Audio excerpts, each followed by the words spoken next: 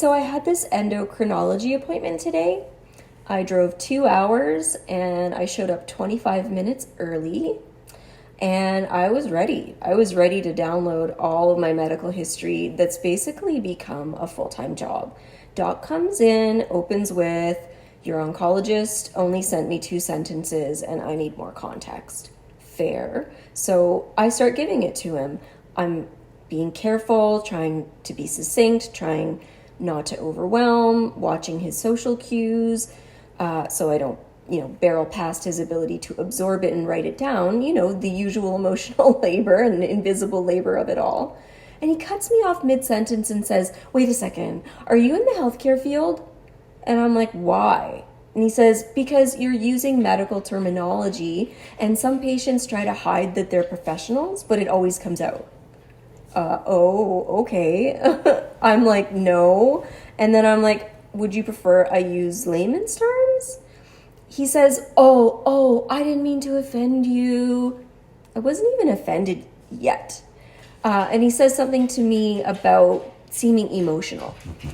I tell him I'm not. What you might be noticing me doing is that I'm regulating while I'm trying to get through like the medical labyrinth that is my case. What he was picking up on wasn't emotion. It was like the calculus of me figuring out when to speak, how not to drown the man in nuance, and how to be taken seriously. So he says, "I need to leave the room and look a few things up before I come back." And before doing anything else, he comes back in the room and he circles back immediately to clarify that he didn't mean to offend me. So he's clocked that he said something wrong, but I've already let it go. And that's when I do get emotional, not because of the comment itself, but because of the pattern. Because once again, I'm sitting in a room being told that my use of vocabulary, my clarity, my affect are all somehow a problem. Like my competence is offensive. Like my ability to speak with precision about my own body is means I'm hiding something or I'm too emotional. Like imagine needing to even use a word like hypoxic, which by the way perfectly describes being so severely oxygen depleted that you need supplementation, only to be thought of as having the frickin' audacity to speak in an intellectually accurate way in an effort to be completely understood. Only to be interrupted and essentially called out for using punchy vocabulary way above my weight class. So I said, when you called me out for using medical terminology, I felt judged. Advocacy has been a full-time job, and this is how I stay alive. It would be nice to have your support, not your criticism. He tried to interrupt me, and I said, "I'm not finished speaking."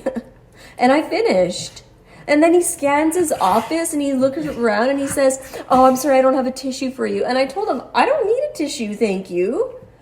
Eventually, he says, "I'm sorry if what I said made you feel judged." And I said, "You don't have to apologize for the way I feel." And he says, "Well, I didn't mean to judge you." And I'm like, "Then don't." Appointment ends. Fine. Got my labs booked. Got the meds. Got what I came for. But honestly, I'm tired. I am tired of doing all this work, of carrying all the invisible labor of making my history make sense, racing against a 15-minute clock while, a doctor looks at me like a deer in the headlights and scrambles to write bullet points. It's madness because I know it's overwhelming. I'm tired of having to pause while they take pause to make commentary about how well I speak. I didn't come for their job. I came for their expertise. I came for their help.